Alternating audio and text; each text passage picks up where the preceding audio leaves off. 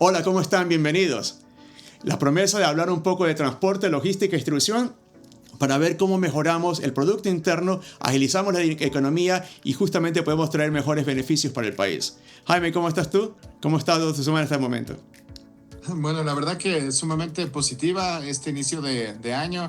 Hablando sobre temas relacionados con productividad, como que hay una oportunidad súper interesante en el país para poder acelerar los temas de logística y transporte. Y por eso realmente escogimos, Edgar, esta temática, porque es algo esencial para toda industria o toda alternativa relacionada con negocios. Felipe, bienvenido. Y como bien lo dice Jaime, la base de la economía es el transporte y la distribución. Cuéntanos un poco cómo tú lo ves, cómo sientes, cómo ha sentido el último año el país el tema justamente en estos temas. Gracias, Edgar. Gracias, Jaime, por el espacio. A ver, el proceso de la logística, como ustedes mencionan, es algo transversal a toda la industria. En consecuencia, el grueso de mercaderías tiene que ser de una u otra forma movilizada, transportada, almacenada, tratada para que llegue de manera eficiente desde el punto de producción o punto comercial hasta el cliente final. Entonces, en ese sentido, Ecuador tiene varios desafíos y también oportunidades para volverlo mucho más eficiente. Y yo quiero partir por citar ciertas cifras. La primera es el último estudio de encuesta nacional logística que se hizo por medio de Azolog hace aproximadamente 2 años. Este año se estaría haciendo la actualización. Determina que el costo logístico para el grueso de empresas ecuatorianas está alrededor del 18%. ¿Ya? Muy parecido al de Colombia, algo parecido con el de Perú. Entonces podemos decir que compartimos una realidad regional muy similar. Sin embargo, dista bastante de niveles de costo logístico en economías más avanzadas, que están alrededor del 9%. O sea, ahí tú ves un gap muy importante. Uh-huh. El otro gap importante dentro de esto, más allá del costo, es el nivel de servicio. Entonces, el nivel de servicio en economías locales, ecuatorianas y regionales también es o tiene una brecha muy importante con el nivel de servicio de economías más desarrolladas. Aquí el nivel de servicio, la última cuantificación que se hizo, estuvo por debajo del 90%. En economías de OCDE está, si no estoy equivocado, por arriba del 95%. Entonces, ahí tú tienes dos grandes gaps, servicio y costo. Y a final de cuentas, los dos elementos son fundamentales para la competitividad, no solo en términos de mercado local, o sea, del consumidor, sino también de algo que es fundamental para economías como el ecuatoriano, que es el mercado exterior. Entonces, tienes que llegar al mercado exterior con mejor calidad, mejor costo, y el rol de la logística en ese sentido es fundamental. Creo que es muy interesante lo que mencionas. Obviamente sabemos que es Latinoamérica, no esperamos perfección y sabemos justamente cómo resolver problemas. Entonces, Jaime, de tu lado, pongamos un poco de contexto. Hagamos lo que siempre hacemos tú y yo, un poco académico y de métricas. ¿Cómo ves? ¿Qué indicadores hay? Aparte de lo que ya mencionó Felipe, ¿cómo medirlo y cómo compararlo justamente como viene hace con Colombia, Perú y tal vez un poco más regionalmente? Bueno, hay algunos indicadores de productividad general que realmente hay que tomar en cuenta, pero hay uno que a mí me gusta mucho, que es el tema del entorno general de los negocios, ¿no? Que básicamente te dice cómo están los negocios pasando en una economía. Ahí Ecuador realmente ha tenido un quiebre, hablemos de lo que viene a ser la parte relacionada con el uso de la logística, en lo que viene a ser la parte del transporte, porque tenemos cierta infraestructura interesante que se ha ido desarrollando. Sé que las carreteras ahora pueden estar realmente de cierta manera un poco descuidadas, pero hay que entender que sí tenemos una base de infraestructura importante que permite realmente tener una conectividad país y eso realmente se refleja en los indicadores. Claramente que el indicador, por ejemplo, de hacer negocios también dice que esto no es lo único que realmente deberíamos medir, sino también, por ejemplo, crear empresas, cerrar empresas y sobre todo yo te diría el tema de cómo estamos en la parte de innovación. Pero específicamente en la parte relacionada con logística interna, externa, aérea, realmente parecería que Ecuador está con una oportunidad bien interesante si tú comparas, por ejemplo, a Colombia, que es un país gigante con ciertas limitaciones muy fuertes a nivel natural, o por ejemplo el mismo Chile, que también realmente tiene este tema de tener muchos kilómetros que realmente hace, no digo imposible, pero hace más complicada la parte de conectividad. Ecuador es un punto sumamente interesante y estratégico, y siempre se ha hablado de la posibilidad de impulsar, hablemos del sector de logística a nivel interno y yo te diría también a nivel continental. Y ahí no sé si vamos a conversar un poco sobre la parte regional sudamericana, seguramente Felipe nos va a guiar mucho más, porque siempre se ha soñado, ¿no? Con ciertas alternativas de tener multimodales, tener estos hubs que conecten Comunidad Andina, que conecten el mismo Sudamérica.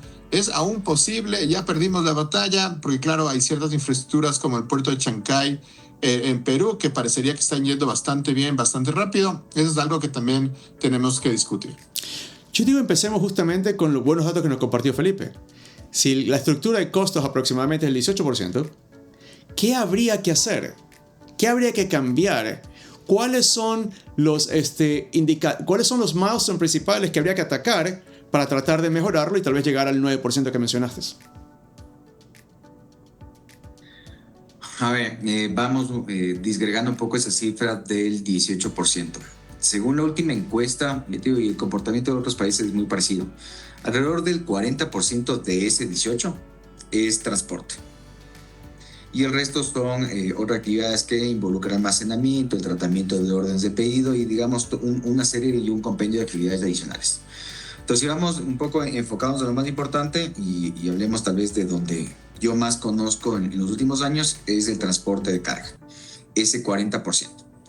Ese 40%, si hablamos de Ecuador, ya debe haber cambiado en algo posiblemente con el retiro del subsidio del diésel el año pasado. Tal vez la cifra se movió un poco, no debería ser algo tan marcado por el impacto que tiene en todo el tema del costo final del producto. Pero bueno, ¿qué pasa en el transporte? Tú tienes una estructura de costos del transporte donde el diésel marca una proporción muy importante, el siguiente es la persona, el operario, y el resto viene a ser depreciación, máquina, mantenimiento y demás. Entonces tienes tres grandes conjuntos y a eso toda la estructura de cómo tú formulas tu estrategia de transporte. Entonces, ¿qué atacas? O sea, primero, aspecto de diésel, necesitas tecnología nueva en términos de motores. En el caso de Ecuador es un poco más complejo por la calidad de los combustibles. Aquí tenemos Euro 3 y para tener una mejor tecnología de motores tienes que pasar a un Euro 5, Euro 6 y eso implica un cambio en temas de importaciones y demás. Y no solo en eso, sino también en la adquisición de nuevos motores. No es fácil, no es sencillo, no es algo que se genera en un abrir y cerrar de ojos. Es un roadmap que toma unos cuantos años más. Vamos a la siguiente parte, el conductor. El conductor es el conductor. Lo máximo que puede hacer ahí es volver más eficiente la tarea del conductor. Entonces, que lo haga de manera más segura, de una manera mucho más responsable, mucho más humana, pero que optimice sus tiempos de gestión. Y eso implica que el mayor tiempo que tenga posible esté recorriendo a las velocidades permitidas por la ley.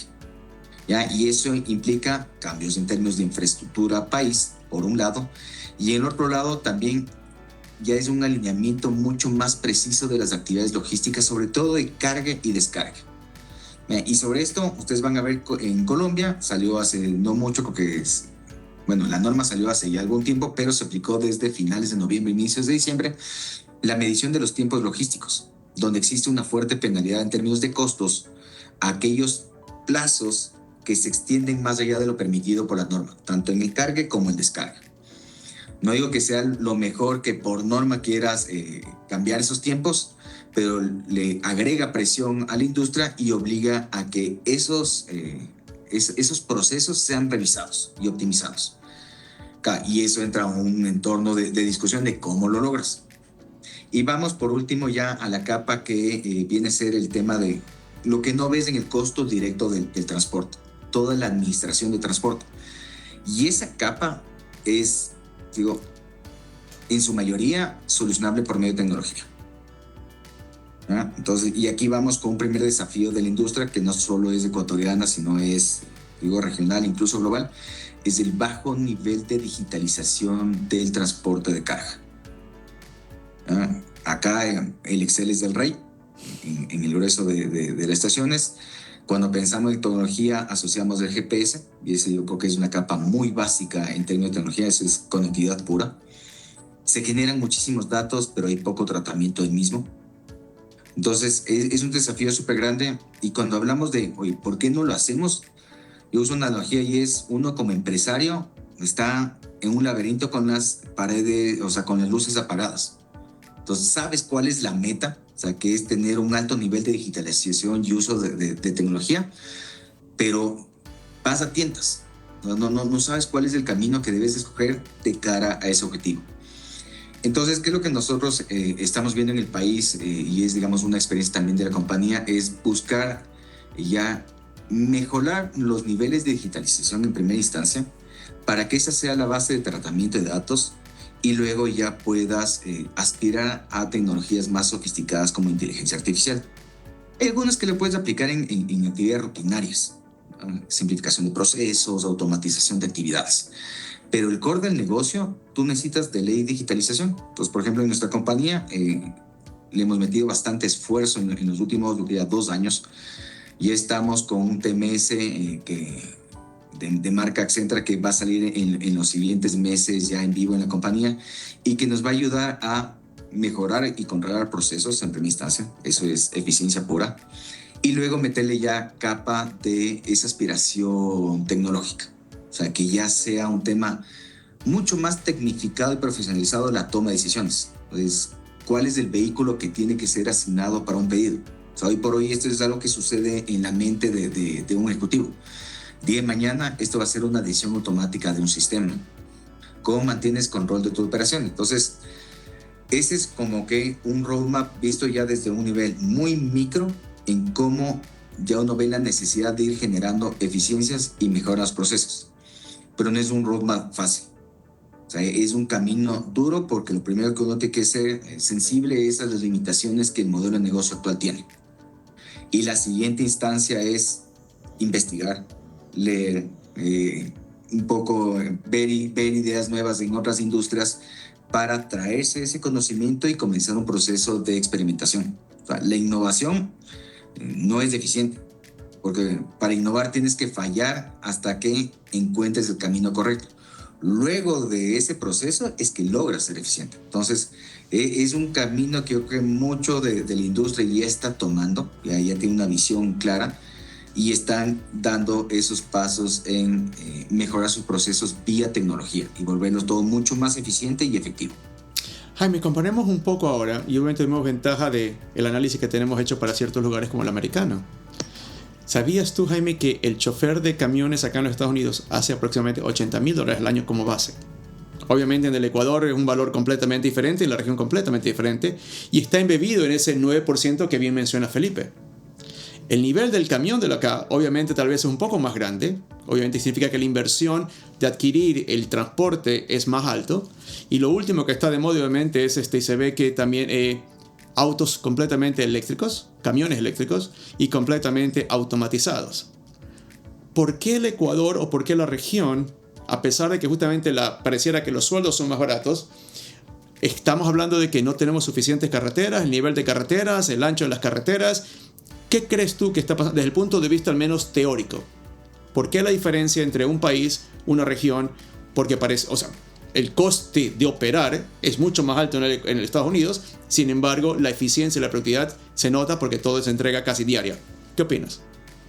Bueno, yo diría que son de 3 condiciones y de hecho el día de ayer estaba leyendo un periódico del año 1960, ¿no? Imagínate, o sea, es una joya que tengo guardada acá y básicamente la encontré en el cajón de un escritorio de una oficina donde yo trabajaba, que era algo súper interesante porque era un inmueble bastante antiguo del siglo XIX.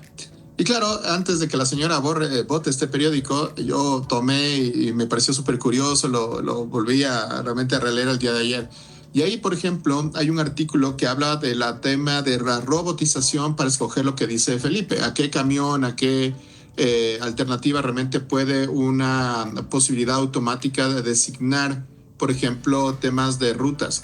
Y claro, en 1960 no se hablaba de ese detalle, pero ese artículo que habla la decisión del robot, ¿verdad? Hablaba de cuánta equivocación tiene realmente un robot en las máquinas de computación de esa época. Y claro, no se burlaba de los robots, ni la parte, hablemos de computación, pero sí mencionaba que la adopción en Latinoamérica podría ser realmente un poco más complicada, porque claro, en los años 60, si pensabas en volar a la luna, pues todo era posible. Ahora, realmente la realidad es que sí es posible con sistemas realmente y plataformas como los ERPs y sobre todo sistemas como los SRPs, que son los Supply Chain Resource Management, que básicamente podrían actuar con la parte de tecnología y logística. Pero creo que hay un paso adelante, que creo que sí nos hemos topado contigo, Edgar, cuando hablamos con gerentes, que es quizá la parte relacionada con ir muy despacio o muy tímidos en la parte de tecnología. Existe ya ciertas capas tácticas que realmente se podrían dar de forma rápida y de forma directa, como por ejemplo abrir los datos, lo que nos decía Felipe, ¿no? O sea, seguimos con el Excel, pero ese Excel es valioso porque ahora tenemos una inteligencia artificial que si sumamos todas las empresas y todos los camiones que manejan realmente la parte logística en el país, podríamos quizá tener una consolidación de datos muy importante para generar rutas o incluso evitar rutas si ponemos capas de tecnología, como por ejemplo la georreferenciación y lo que viene a ser la parte de delincuencia.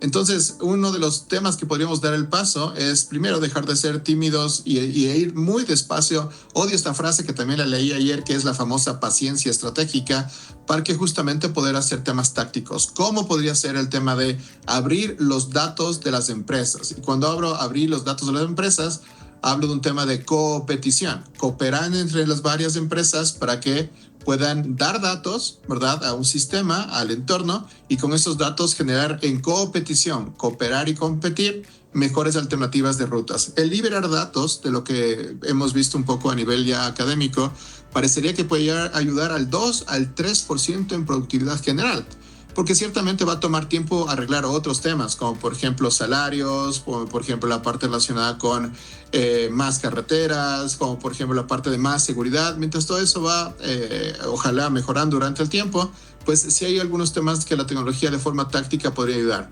como la parte relacionada con liberar datos de forma conjunta en toda la cadena de valor, desde lo que viene a ser la parte de supermercados, tiendas, bodegas, hasta lo que estamos hablando hoy, que vendría a ser la parte de las rutas. Esa data existe y parecería que esa data es lo que se llama la data negra, ¿no? El dark data, que parecería que está ahí en alguna nube, pero no se está utilizando de forma adecuada a nivel estratégico. Usemos este ejemplo, porque justamente creo yo es una de las cosas que para alguien que también trabaja mucho fuera es muy difícil entender por qué no sucede en un país como el Ecuador.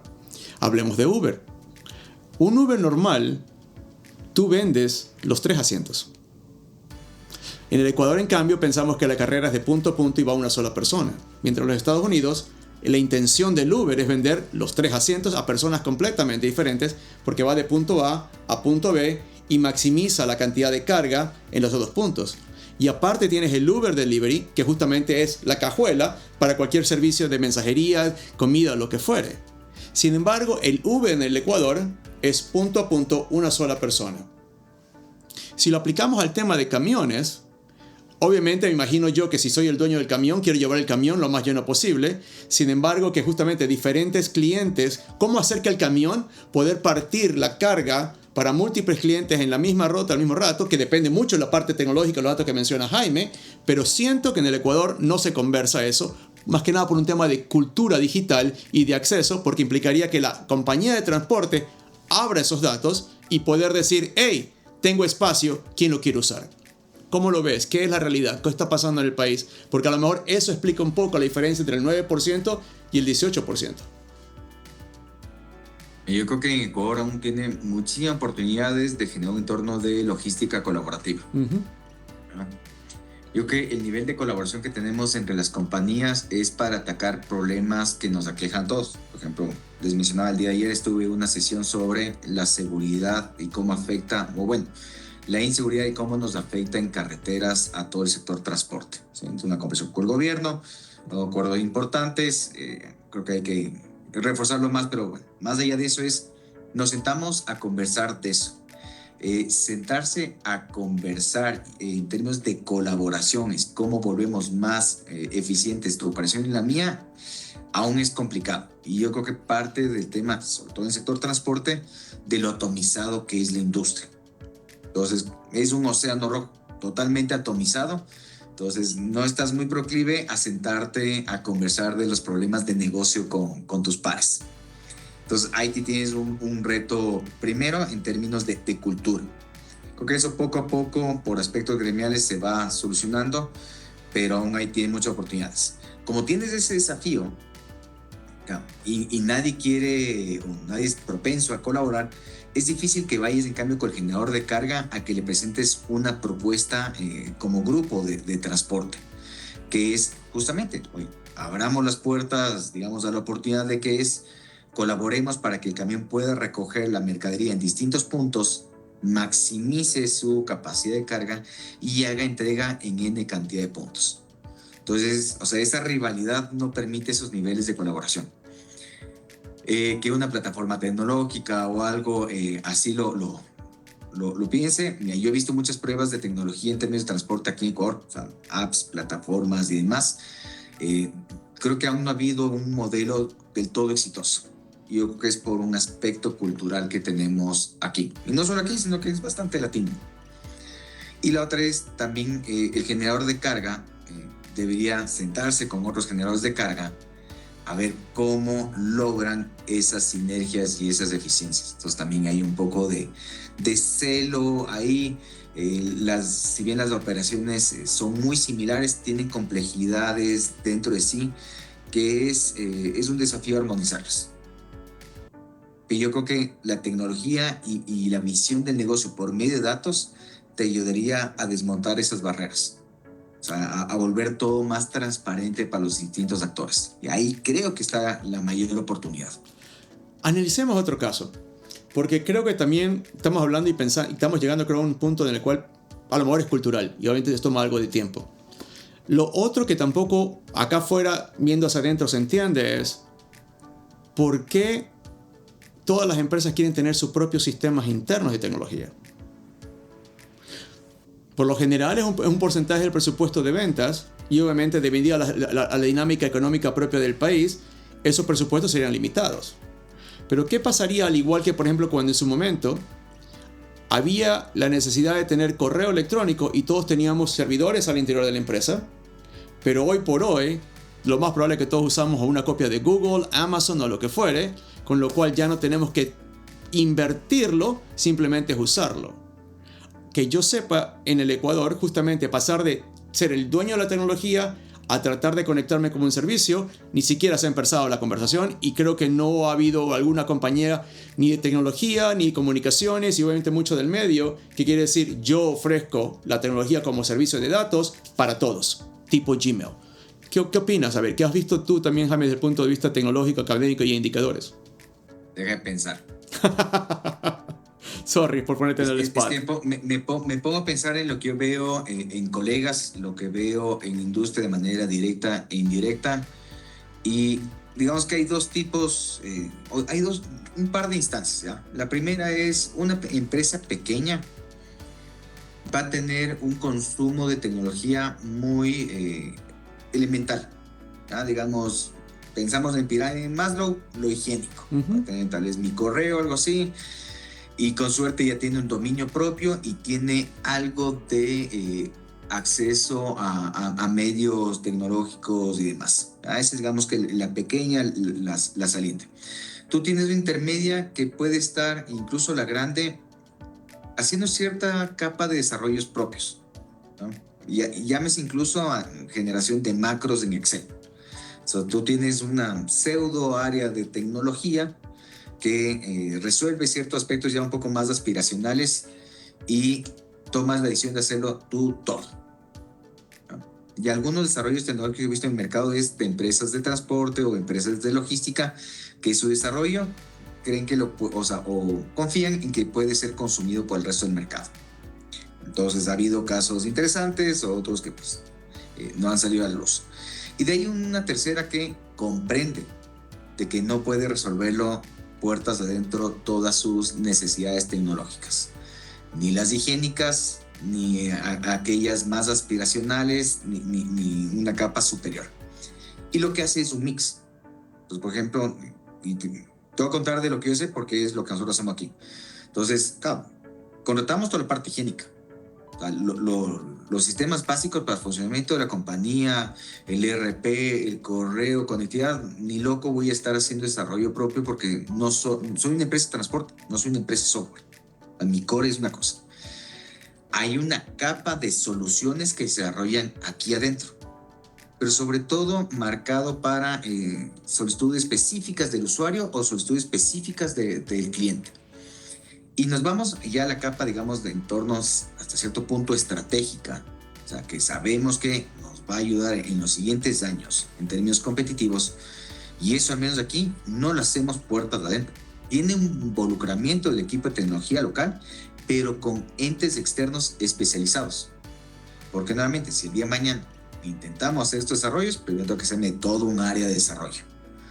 No conozco un software que esté hecho y completo para siempre. O sea, los sistemas van evolucionando, van mejorando. Entonces, y eso implica que uno como dueño del software tiene que estar constantemente mejorándolo. Y eso implica que te vuelves dueño de un costo fijo que es un área de TI, cuando ese no es tu negocio. Uh-huh. Sí, entonces yo lo veo así, o sea, a fin de cuentas tiene que ser una amalgama entre software especializado a terceros, capas tecnológicas que están presentes para todos y diseños muy hechos a la medida para facilitar la vida del usuario y del cliente, pero para temas muy específicos. Es correcto, por eso planteábamos justamente que un tercero, una compañía de servicios de datos ofrezca lo mínimo indispensable para todos, como que todos hablen el mismo idioma. ¿Qué has visto tú, por ejemplo, en otros países, regiones? ¿Qué es lo que se hace? Por ejemplo, tú tuviste mucho la oportunidad de ver, por ejemplo, en Corea. ¿Qué viste tú cuando estuviste por allá, Jaime? Bueno, la verdad que ahí yo diría que sí se aprovecha la tecnología con la cultura, ¿no? Imagínate que los coreanos y los japoneses y los asiáticos en general son tan verticales como los ecuatorianos. De hecho, hay el indicador de Hofstede que te dice casi estamos en el mismo rango que lo que viene a ser la parte de Asia, en la parte, hablemos, más dura a nivel vertical. Y eso quiere decir que las decisiones se toman realmente a los más altos niveles. Entonces yo te diría que aquí hay una ventaja bien interesante porque hay gerentes extraordinarios, que hay líderes empresariales extraordinarios que pueden tomar la decisión rápida de justamente poner y adoptar esta parte tecnológica de forma contundente. Eso también lo vi, por ejemplo, en la parte uruguaya, donde realmente hay problemas de transporte y de cambios económicos en Brasil, en Argentina, y les afecta de forma muy dura al país que está en la mitad. Y ahí justamente entra la parte de cooperación que justamente nos dice Felipe como una oportunidad, tomando en cuenta que si es vertical nuestra cultura, entonces realmente las decisiones en teoría deberían ser más fáciles. Entonces ahí hay una oportunidad bien fuerte, bien contundente. Claro, hay variables que no controlamos, como por ejemplo estos aranceles que erróneamente han sido colocados realmente desde Colombia, ¿verdad? El tema relacionado con el tema del diésel, que me parece que es una adición apropiada. Sin embargo, tenía que tener realmente una planificación para que no se hablemos un palazo, hablemos de un día al otro, aunque seguramente debió haber habido información hacia algunos actores que muy probablemente sí pudieron, hablemos, adaptarse más rápido. Y hay otras que irán surgiendo, y no necesariamente políticas, sino, por ejemplo, temas tecnológicos de cambio de consumidor. Y eso realmente es un tema sumamente necesario. Yo te diría que aquí la gran oportunidad de Ecuador en comparación a otros países es que existe realmente este verticalismo que podemos aprovechar tomando decisiones rápidas. Lo que sí me he topado en muchos hacedores de decisiones es que se la piensan mucho o que realmente están con dudas sobre tecnología, porque a veces no delegan esas decisiones a personas que realmente tienen mayores conocimientos. De hecho, ayer también que estaba un poco nostálgico viendo estos papeles, ¿verdad? Por ejemplo, Ecuador dudaba en la parte de integración comercial en el año 61, ¿no? Y hay algunos informes que te dicen, no, Ecuador no debería ser parte, nos va a destruir justamente la integración, nos va a integrar, vamos a tener realmente problemas con Colombia, con Perú, con el Gran Brasil, ¿verdad? ¿Qué ganamos? Mejor quedémonos pequeñitos. Y ahí es un tema adicional que yo veo que en la industria también podría ayudar, que es la parte de la autoayuda. Si los entornos son complejos, si es que realmente la política no está dando la rapidez que necesitamos para temas importantes que generan costos, como la parte de seguridad, pues hay que hacer realmente un tema de autoayuda y entra la parte de competición que realmente podría ser una alternativa fundamental. Me imagino yo que Ecuador podría adoptar rápidamente, por ejemplo, el tema de camiones autogestionados, camiones auto manejados, ¿no? Bajando de forma sustancial la parte de el costo humano que realmente requiere este tipo de alternativas. Por otro lado, claro, vas a tener la parte de datos y sobre todo la parte de conectividad, que eso también debería ser algo simple, ¿no? Y eso sí, podemos exigir que tengamos mayor conectividad en las carreteras, porque no es posible que haya ciertos temas oscuros donde realmente la conectividad se pierda, ¿no? Y eso básicamente es un paso, debería ser simple por la cantidad de kilómetros que tenemos en el país. 245,000 kilómetros cuadrados no debería ser un reto en conectividad y no debería ser realmente un reto a nivel logístico en datos como tal, o lo que viene a ser la parte de conectividad para ayudar en la parte de rutas. Ahora, lo que no sé, y ahí me gustaría más bien preguntarle a Felipe, es si es que ya estamos tarde para aumentar una capa adicional en la parte logística que vendría a ser la parte regional mundial, que viene a ser la parte de tener, hablemos, ciertos hubs como el tema de Chancay. Quizá deberíamos entonces más bien volcarnos a la conectividad con Perú, ¿verdad? Y dejar de soñar en la parte de conectividad de puertos ecuatorianos hacia otras áreas. Eso creo que es importante también, tener la resiliencia y el conocimiento para ver si es así. Y ahí dar el paso a la integración ya en lo que viene a ser la parte con Perú y sobre todo volver a confiar en Colombia, ¿no? O sea, yo hace 2 años hablaba con los gremios empresariales y les decía, oye, pero sería hermoso tener un Amazon entre Colombia y Ecuador, ¿verdad? Aprovechar la logística y poder realmente comprar medias en Bogotá, ¿verdad? Y poder incluso tener la posibilidad de vender mermeladas desde Ecuador, ¿verdad? Y que los flujos de comercio sean totalmente libres. Lamentablemente estamos yendo por otro camino, pero eso es posible en algún momento que cambien las circunstancias. Entonces, Felipe, me gustaría que nos comentes, ¿es posible realmente tener estos sueños que se pensaba, ¿no? Manta-Manaos, ruta interoceánica, etcétera? O más bien, o aprovechamos la infraestructura de terceros como lo que es Chancay para Ecuador, ¿verdad? Como logística, como alternativa. Hay un refrán que dice, el mejor día para sembrar un árbol era ayer. El siguiente mejor día para sembrar un árbol es hoy. Entonces, hay ciertas ventanas de oportunidad que posiblemente vuelven una decisión mucho más compleja. Entonces, no digo con eso de que no podamos nosotros ser una suerte de hub logístico, pero no tal vez pensando en replicar exactamente lo mismo que está en otro país. En este caso Chancay, que es por ahí lo más sonado en los últimos 2 años. Yo no descarto, por ejemplo, el Manta-Manaos. Y yo cambié mi perspectiva sobre eso. Antes pensé que era un sueño ahí de sueños locos, pero yo creo que los sueños locos se vuelven necesarios. ¿Y qué es lo que sucede aquí? Y es el hecho de que tú tengas Chancay genera un flujo de mercadería sería del oeste brasileño, atravesando todo Perú para que por Chancay llegues al Asia, y ya está demostrado que eso genera unos ahorros importantes en términos al menos de tiempos, sin decir costos logísticos. El otro día conversé con una experta en comercio exterior, me dijo, ya hay varias exportaciones de productos frescos que están saliendo por los puertos ecuatorianos vía Chancay y llegan al Asia, y tienes un ahorro importante, más o menos 10 días en los tránsitos. Entonces, sí es algo que está sucediendo. Entonces, el día de mañana, poner nuestro propio Chancay, no sé si es que ese sea el camino adecuado. Pero nosotros, por ejemplo, tenemos una logística aérea muy importante. ¿Por qué no ser un hub logístico en términos de carga aérea? Habría que pensarlo más. El tema de Manta-Manaos, pensando en esa presión, digamos, comercial que tiene Brasil de conectarse con el Asia, nosotros tenemos un comercio importante con Brasil. ¿Cómo lo vuelves más eficiente? Con esa vía, y que conecta con un puerto muy importante para el país. Entonces, yo creo que sí hay iniciativas. Y es más, hace algunos años salió la hoja de ruta logística hecha por la CAF. Hay una actualización del estudio, y se nota de manera muy clara que hay grandes oportunidades para que Ecuador se conecte con el resto de la región.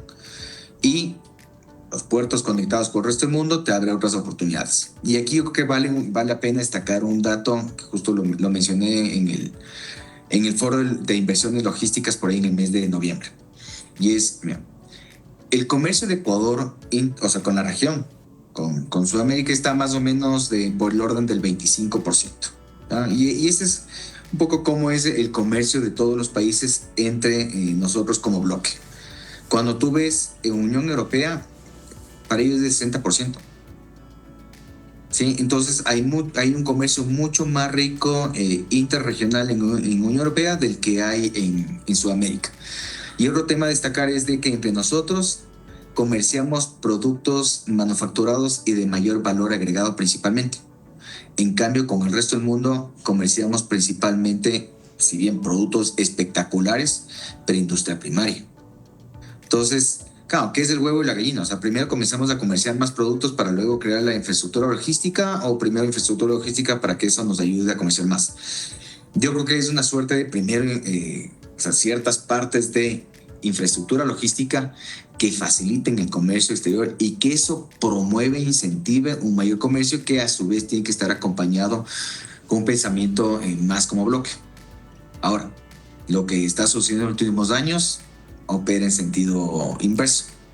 Ya se habla de la desglobalización. Entonces, ahí cómo va a ser. El tema del bloque va a cobrar más importancia. Yo creo que hay un tema de toma de decisión y de apuesta por parte de los gobiernos en proyectos que te apalanquen una menor dependencia con mercados lejanos y una mayor riqueza en términos de conectividad con mercados mucho más locales. Y eso, Jaime, resuelve en parte lo que tú comentas, ¿no? Por ejemplo, tenemos las capas fronterizas. Imaginemos en este caso la capa fronteriza del sur de Colombia con el norte de Ecuador, el pequeño productor.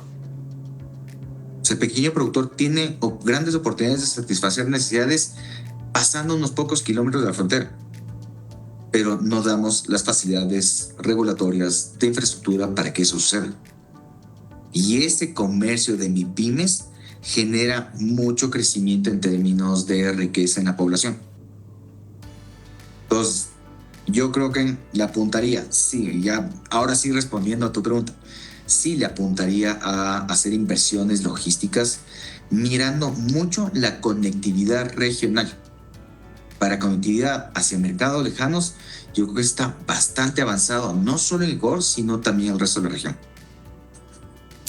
Estamos viendo que justamente pareciera que no decimos que es perfecto, no decimos que se puede hacer mañana, pero hay que comenzar a hacerlo y como tú decías, las decisiones eran ayer, siguen siendo hoy importantes, pero hay que comenzar a tomarlas. Hablemos un poco otra vez ahora del mercado doméstico y me gustaría usar un ejemplo que está comenzando a suceder mucho en los Estados Unidos. Hablábamos que Amazon ya entrega productos en 4 horas, lo cual es algo increíblemente loco y tú mejor que nadie me imagino que puede un poco a lo mejor explicar la dinámica que tiene que estar detrás. Pero sin embargo, tanto Walmart y los competidores y el mismo Amazon están explorando la siguiente evolución. Drones para entrega en media hora. En el Ecuador creo que ni siquiera hemos pensado como alternativa. Y a lo mejor valdría la pena, por lo que tú bien decías, en ese 18%, me estoy seguro que un buen porcentaje de estos días tiene que ser el tema de la seguridad, del camión, de la persona, de la ruta. Pero si tenemos drones, y sabemos que ahora hay drones incluso para manejar 4 o 5 personas de lado a lado, a lo mejor sería una opción, tomando ventaja que el Ecuador física y geográficamente es pequeño. ¿Qué opinas, Felipe?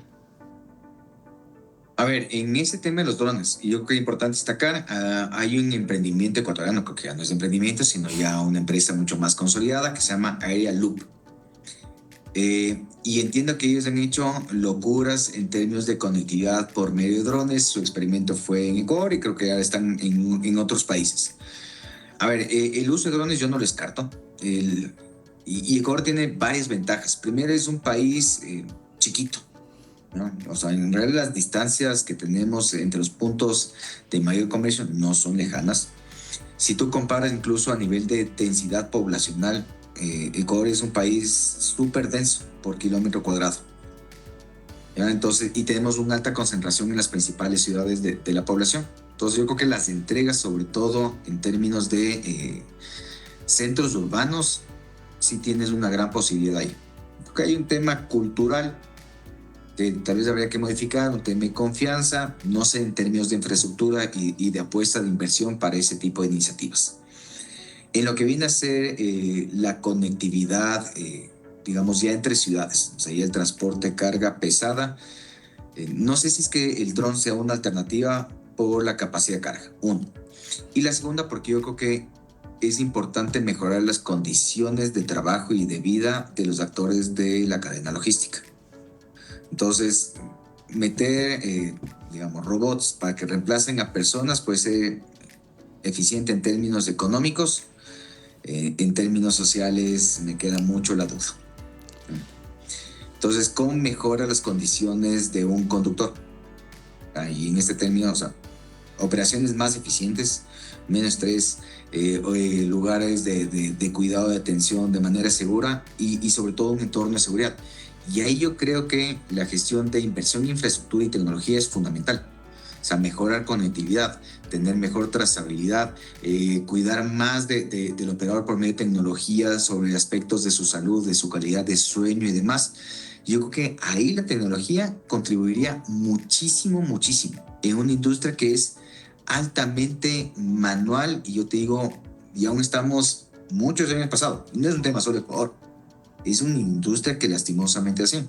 Yo enfocaría más bien cómo esa tecnología mejora más la calidad de vida del conductor, del empresario de transporte, para que sea más económicamente viable, sostenible, no solo en términos financieros, también, y Jaime hace un momento lo mencionó, en términos verdes, o sea, en términos de cuidado del ambiente. Ahí yo enfocaría más los recursos. Y en lo urbano, sí, el tema del dron me parecía espectacular. Creo que en Lima ya hay experimentos de eso que no sé qué tal han ido. Hablemos de la persona, porque efectivamente acá obviamente la distancia en los Estados Unidos es un poco más grande, por obvias razones. Y sin embargo lo que tú acotas es muy cierto. Ahora tienen equipos de inteligencia artificial que detectan si la persona está dormida o no y justamente tienes algo que lo está controlando. Entonces, Jaime, de lo que tú has visto, los reportes, estudios, obviamente no sé, no todavía está en Latinoamérica, pero ¿qué has visto de inteligencia artificial como apoyo al conductor y al transporte?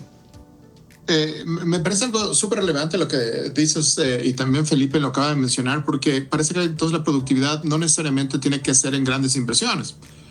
Hace algunos años estaba yo manejando a 1500 kilómetros, ¿no? Y como buen ecuatoriano, te dices, no, pero si aguanto una horita más, ¿no? Y claro, el carro comenzó a hacerme un shaking ahí, ¿verdad? Y decir, oye, estás manejando más de 4 horas, tienes que pararte, ¿no?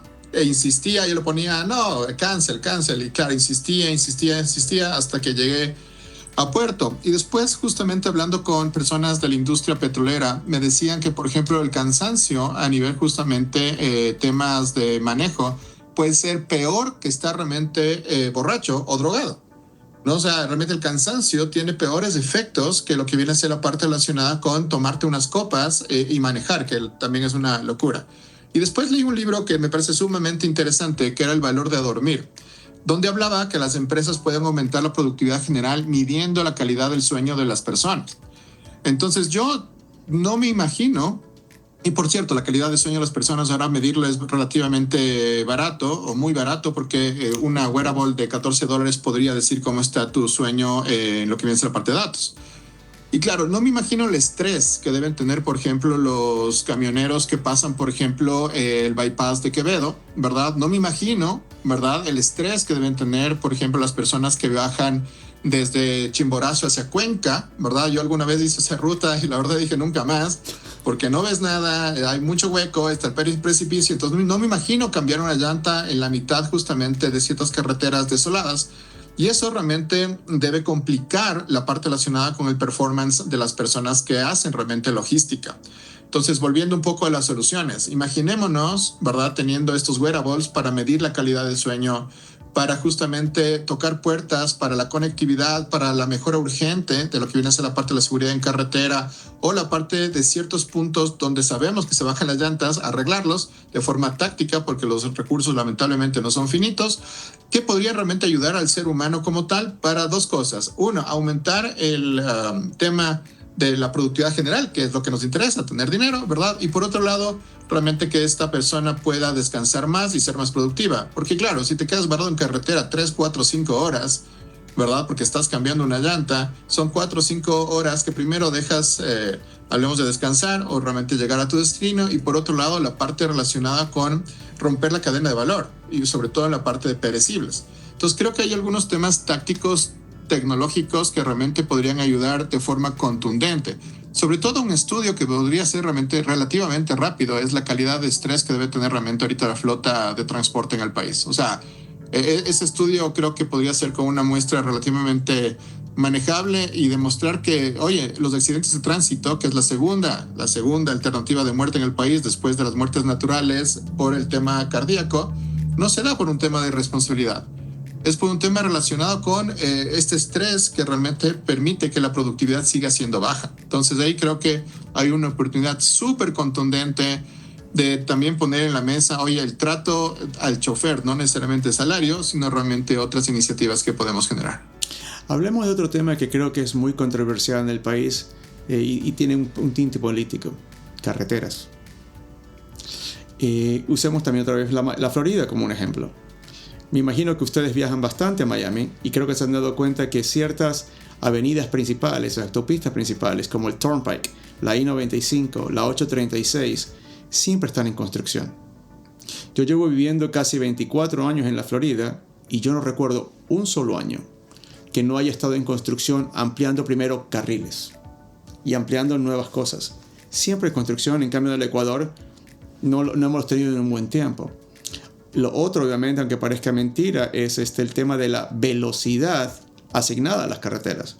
Y creo que todos nos olvidamos que en estas carreteras americanas van carros pequeños, los SUVs y los camiones grandes, aproximadamente en promedio a 70 millas por hora, que si mi cabeza no me falla es aproximadamente 70 por 1,6, aproximadamente como 120, 130 kilómetros por hora.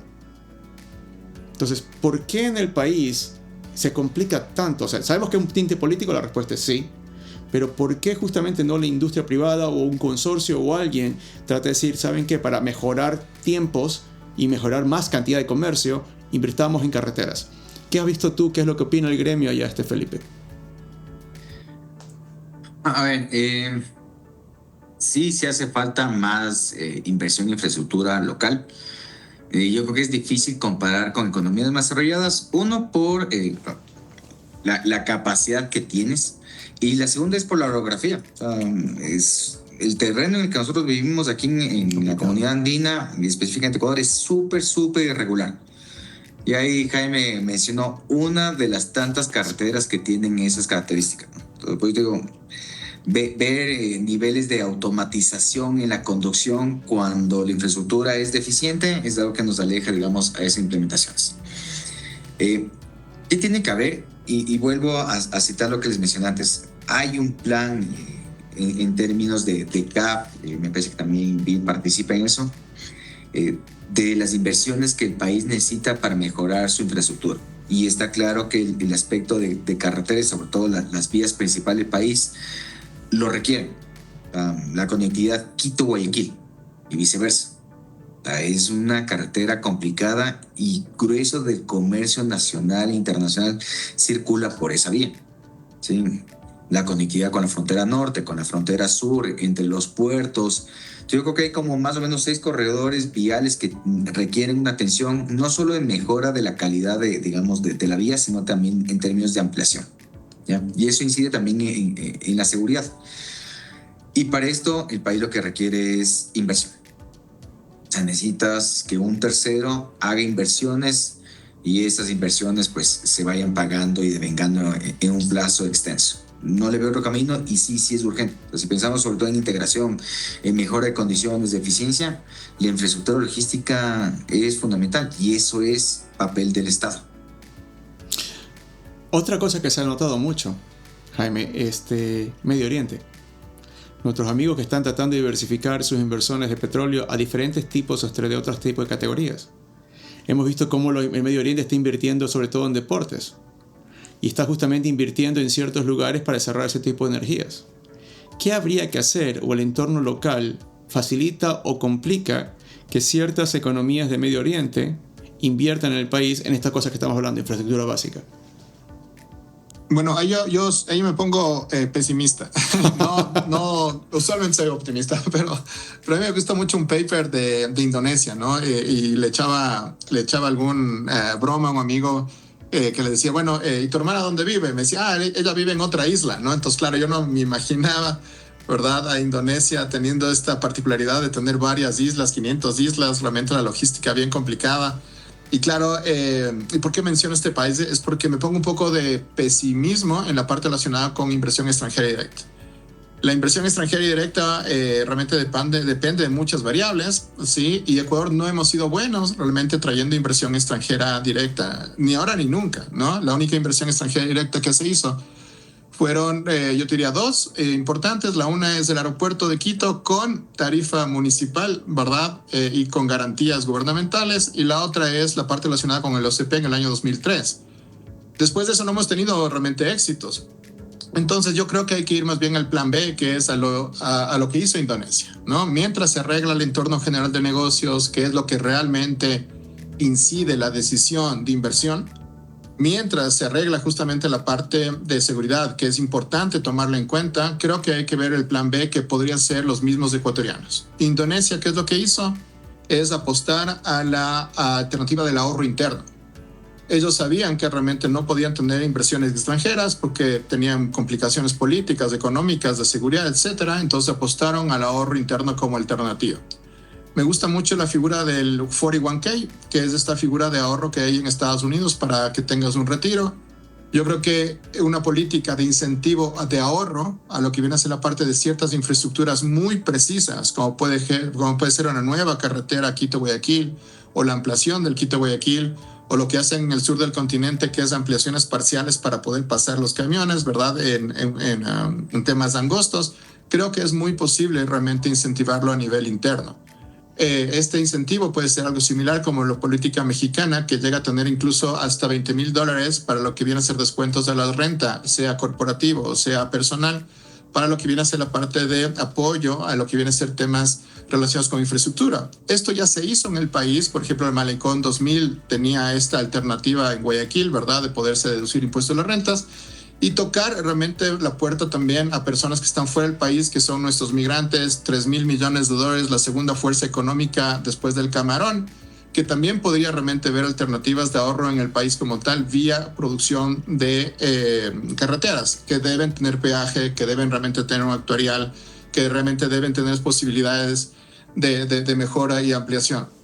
Y me parece interesante que el país es tan chiquito que quizá cambios pequeños podrían ser de forma contundente. Imagínate estos 40 kilómetros, solo son 40 kilómetros desde Guayabamba en Quito hasta la frontera con Ibarra o Imbabura, a 4 carriles, a 6 carriles, realmente permitiría ya conectar realmente al país hasta Colombia, porque después de esta parte de Imbabura Pichincha ya tienes 4 carriles, 5 carriles, 6 carriles. Solo son 40 kilómetros. ¿Complicados? Claro que sí, pero son posibles de ampliar. El tema de Quito-Guayaquil, ¿no?, es algo relativamente manejable. Yo sé, complicada la carretera, yo sé la parte andina, mucho menos que en la parte colombiana, pero son realmente alrededor de 70 kilómetros que realmente está a lo que viene a ser la parte de Santo Domingo. Son apenas 70 kilómetros, no son más, que realmente necesitan ser tratados. Y otras carreteras que pueden tener realmente estas posibilidades de tener bypass pequeños, acotados de 2-3 kilómetros en carreteras pequeñas que podrían darse. ¿Cómo financiarlo? Con ahorro interno, con parte de las remesas, y también un tema también no menor, que son los famosos actuariales, o lo que viene a ser la parte de poder poner estos peajes a futuro.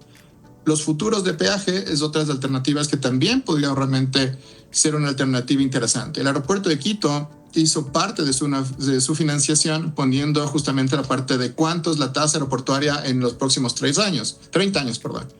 Y en ese sentido, tener las garantías para que el Banco Interamericano y algunos inversionistas extranjeros puedan realmente financiar una obra de $600 millones. Inversión extranjera directa, yo te diría muy lejana, posiblemente en 20 años, quizá en 10 años, porque el entorno general de los negocios no ha cambiado de forma sustancial.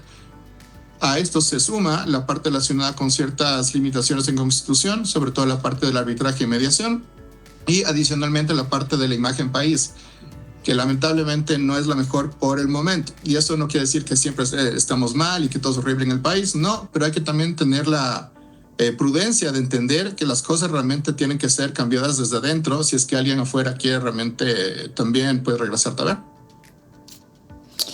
Para ir cerrando, y millón gracias a Felipe por haber aceptado la invitación. Si tuviéramos que copiar 3 cosas del mercado internacional hacia puertas adentro para dinamizar justamente el tema de la logística. Pero yo soy de los que sueña que un día me gustaría entregar el país a mis hijos con un Producto Interno Bruto que crezca de los 120 a los 200 billones. Y obviamente la logística y distribución tiene que ser parte vital de aquello. Entonces, pensando un poco así, 3 cosas que te gustaría que justamente tratemos, veamos, copiemos y copiemos bien y que traigamos hacia el país. Difícil la pregunta. A ver, déjame pensar en esto. Yo soy de los creyentes que el Estado tiene que regular, tiene que ejercer un rol de control y tiene que dar cierto nivel de habilitación hacia los negocios. Más nada. Entonces, en ese sentido, yo espero de un Estado que primero genere infraestructura, las condiciones básicas y nos deje al sector empresarial salir adelante. Sería lo primero, seguridad. Y yo te digo por la realidad que está pasando el país. O sea, el deterioro de la seguridad local es complejo. Y eso lo que genera, primero, es un clima de negocios difícil, ¿ya? Afecta la confianza incluso a nivel global porque ya hasta sospechas de quién es el otro empresario. O sea, ya te genera un clima hostil, más allá de esa desconfianza que es natural de nosotros. Entonces yo seguridad es lo primero. O sea, es que la gente tenga la capacidad y la certeza de hacer negocios de manera tranquila y hagan sus negocios como mejor lo convenga, pero dentro de un ambiente seguro. Entonces, recuperar lo que fuimos hace años atrás. Esa es la primera. La segunda es infraestructura logística. Difícil aspirar a un país que sea cercano a nosotros y con condiciones similares. Yo creo que todos los países cercanos adolecen de las mismas dificultades. Tal vez quienes tienen mejor infraestructura logística están ahí por Centroamérica, pero más al norte no. Costa Rica no sería el ejemplo de eso. En otras ventajas, en cambio, pues sí apuntaría a una inversión logística un poco más parecida al El Salvador, un poco más parecida a la de Chile. O sea, que está bien y yo creo que nosotros podríamos emular. Entonces, infraestructura y seguridad serían las 2 cosas importantes. Y la otra, que yo creo que todo mundo clama, es seguridad jurídica, es claridad. Hace, ¿cuánto? Ya es una semana, un poquito menos, hubo un cambio radical en la relación comercial con Colombia. Y no hablar del porqué, el contexto, o sea, fue un cambio radical. Entonces, ni los empresarios ecuatorianos ni colombianos que dependemos del comercio bilateral, o sea, estamos preparados por algo así. Es una planificación estratégica que me duró 20 días. Porque yo soy una empresa que tiene una alta dependencia en los servicios con Colombia. Entonces, seguridad jurídica, o sea, tener la claridad de lo que va a pasar, ni siquiera en 5 años. Al menos denme claridad de 1 o 2 años. Más seguridad, más infraestructura. Créeme que para mí serían los componentes mínimos necesarios para crear un clima de negocios mucho más sano y mucho más activo en el país. De tu lado, Jaime. Mi carta papá no tiene esos 3 pedidos. Jaime, de tu lado. Tú y yo no manejamos muchos con datos, no manejamos muchos con métricas. Y obviamente, tal vez otra vez un poco cultural. Si tuviéramos que enseñarle al pueblo común de ecuatoriano que puedan ellos mismos medir el estado de logística y distribución, ¿cuáles serían indicadores que tanto el gobierno como la industria deberíamos hacer mucho más hincapié y que todos conozcan para que nos puedan medir? ¿Qué pensarías? ¿Cuáles son aquellos? A mí me parece que el primero es uno que hemos hablado también en el programa, que se llama Network Readiness Index, que es el nivel de digitalización y tecnología de forma transversal a nivel país. Estamos en el puesto 82 ya 20 años. Y uno de los subindicadores más importantes es la parte de conectividad, ¿no? Y ahí Ecuador tiene una ventaja increíble, que Ecuador realmente tiene fibra óptica en, creo, casi todo el territorio ecuatoriano. O sea, tiene fibra óptica hasta en los lagos, los ríos. O sea, es un tema sumamente interesante. Mucha de esa fibra óptica es privada y creo que realmente hay que hacer la parte relacionada con el tema de dar las facilidades para poner esto a disposición de las personas. La parte de falta de conectividad es parte de lo que vienen a ser los problemas que nos dice Felipe. Esta alternativa genera datos generan realmente temas tácticos y estratégicos. Network Readiness Index ha puesto top 50 en 10 años, muy posible, pero muy posible. O sea, eso del puesto 82 al 50 es muy posible. El segundo indicador es la parte del Doing Business en la parte de infraestructura. Ecuador tuvo el mejor indicador de infraestructura 2014 en la TAM. Llegamos al puesto 26, por eso es que se suspendió el estudio, porque pensaron que estaban falseando los datos, ¿verdad? Volver realmente a este puesto yo creo que es también posible, pero solo con inversión local, con autoayuda o con inversión pública. El tema de inversión extranjera directa le veo lejana, y no porque soy pesimista, no porque estamos en 448 puntos de temas de deuda externa, pero realmente las condiciones van por otro lado. Mejorar el entorno general es lo que tenemos que hacer. Y número 3, creo que hay que ser sumamente honestos, frontales, para que estas decisiones que nos afectan a todos no sean realmente decisiones de la nada, sin sustento, que solamente sean políticas, como lo que pasa ahorita con Colombia. Es un error sustancial, es un error que retrocede 70 años la integración y el comercio. Y peor aún, el tema del cierre también con lo que viene es la parte de la frontera sur con Perú. Es otro de los grandes errores. No podemos en siglo XXI, por más retroceso de globalización, poner una cadena y un candado viro para justamente mantener la seguridad en las fronteras. Yo creo que realmente hay suficientes técnicos, suficientes personas que conocen del tema, un nivel empresarial fuerte, contundente, que sabe que realmente deberíamos unirnos para justamente exigir que las decisiones sean sensatas, prudentes y rápidas. De mi lado, creo que justamente, Felipe, una vez más gracias. Creo que tus conclusiones son espectaculares, también tú, mi Jaime. Pero creo que ustedes, los que nos están viendo en Latinoamérica y obviamente especialmente los ecuatorianos, creo que los datos, como bien dice Felipe y justamente también lo menciona Jaime, son datos que están disponibles. No pedimos que se hagan expertos, pero creo yo que justamente haciendo las preguntas necesarias es de responsabilidad de todos hacerlas, cuestionarlas, criticarlas, porque el país depende del comercio. Queremos más comercio, queremos más velocidad. Eso va a crear muchas más oportunidades a los transportistas, a la industria que estamos hablando, y nuevas oportunidades de comercio que tomen ventaja de esas conversaciones que hemos dicho de posibles innovaciones tecnológicas en la industria de logística y distribución para crear y generar nuevas más oportunidades. Pero es responsabilidad de nosotros. Si somos sujetos pasivos, no nos hacemos responsables y después justamente no vamos a ver cómo el país crezca. Entonces, ese tal vez es el llamado más importante de todo lo que hemos conversado. La industria de logística y distribución quiere crecer, necesita crecer. Sabemos que tenemos desafíos geográficos por el tema justamente de las montañas. Sin embargo, siempre vemos que se puede hacer algo más. Como bien dice Jaime, el tema de ahorro interno a lo mejor es la mejor forma de nosotros mismos para solucionar este problema y otros que se pueden hacer.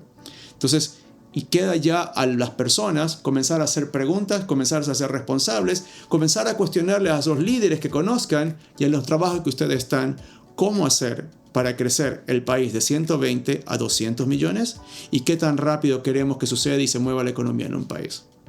Felipe, millón gracias. Jaime, millón gracias. Y a los que nos vieron, a ustedes. Pongan sus likes, comenten, compartan y hagamos todos que Latinoamérica y el país crezca, porque justamente es una región muy, muy rica, más que nada porque son ustedes, las personas, las que hacen que Latinoamérica sea como fuera. Les mando un fuerte abrazo a todos. Cuídense. Gracias, Edgar. Jaime, un gusto conversar con ustedes.